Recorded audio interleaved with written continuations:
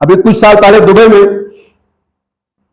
بارشیں نہیں ہو رہی تھی، انہوں نے کیا کیا؟ ہم آ گئے، ہم نے کسی آدمی سے انہوں نے کہا نہ ماسک پہننا بہت ضروری ہے، کورونا ختم ہو چکا تھا، نہیں ماسک چاہیے۔ ہم نے ان سے پوچھا کیوں؟ کہ یہ کلاؤڈس مزن دبئی حکومت دھماک پھیرمتن تم سے ہسا گوس آرٹیفیشل، بادلوں کو خود بخود حکومت نے کیا کر، بادلوں سے بارش، دھماکوں کے ذریعے سے بارش آئی، کیمیکل کے ذریعے سے، لیکن اس بارش کے ذریعے سے کیا ہوا؟ اس بارش کے ذریعے سے ان کی صحت خراب ہو گئی۔ اب انہوں نے کان پکڑے کہ ہم ایسی غلطی نہیں کریں گے، ہم ایسی غلطی، اللہ فرمایا انتم انزلتموہ من المزن ام نحن المنزلون، کیا تشو یہ بارش میں بادل مز بن والا کہ بشس والا؟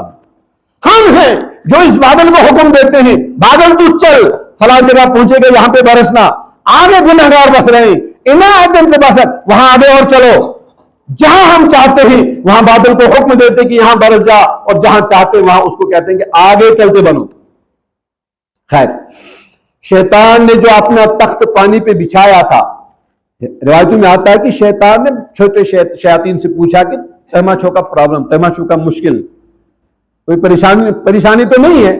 کہتے کہ چھوٹے شیاطین نے بڑے شیطان کے سامنے ایک بات بتائی کہ آقا سلامت اسناسن کہن پریشانی، اشعات پریشانی، کیا ہمیں ایک پریشانی ہے کہ ہم کسی انسان کو جب گناہ کراتے ہیں، گناہ کراتے کراتے ہمیں کبھی 6 مہینے لگتے ہیں، کبھی 6 سال لگتے ہیں، کسی کا مرڈر کرنا ہے تو ہمیں اس کو سمجھاتے پلاننگ بتاتے کبھی 3 سال لگتے ہیں، کبھی 6 سال لگتے ہیں۔ لیکن پریشانی یہ ہے کہ جب ہم کسی انسان سے گناہ کراتے ہیں ہماری بڑی انرجی اس پہ لگتی ہے، لیکن پریشانی یہ ہے جب وہ اللہ کے دربار میں ہاتھ اٹھاتا ہے سانن شن ورن ہز محنت سے شن منٹن ہز پہلے کا سان، اللہ اس کو پورا وہ گناہ معاف کر دیتے ہیں، ہمارے 6 سال برباد ہو جاتے ہیں۔ یہ ایک پرابلم چاہیے۔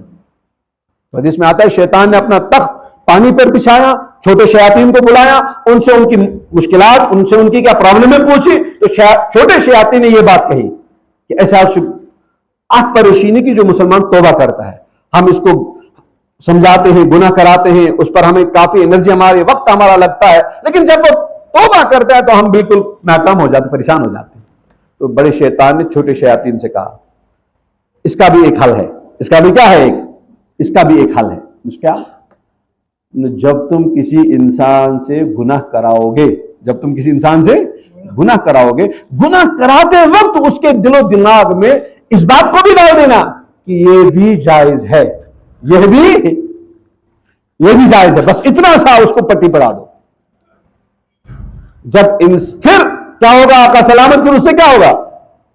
تو بڑے شیطان نے چھوٹے شیاطین سے کہا کہ پھر یہ ہوگا کہ جب یہ گناہ کرے گا اسے اس گناہ پر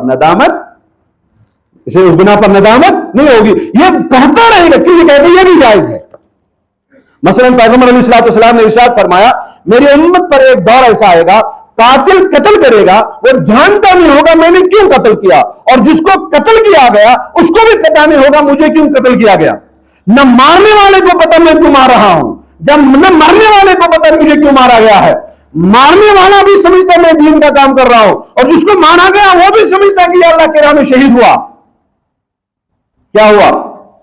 ایک انسان جس سے تم نے گناہ کرانا ہوگا اس کو یہ بتاؤ کہ یہ گناہ نہیں ہے، یہ بھی کیا ہے، یہ بھی جائز ہے، وہ پھر توبہ نہیں کرے گا۔ اس کو قرآن نے کیا کہا؟ یخادعون اللہ والذین آمنوا، یہ معاشی خدا سے بس دھوکے دینے والے، یہ اللہ کو دھوکہ دیتے ہیں۔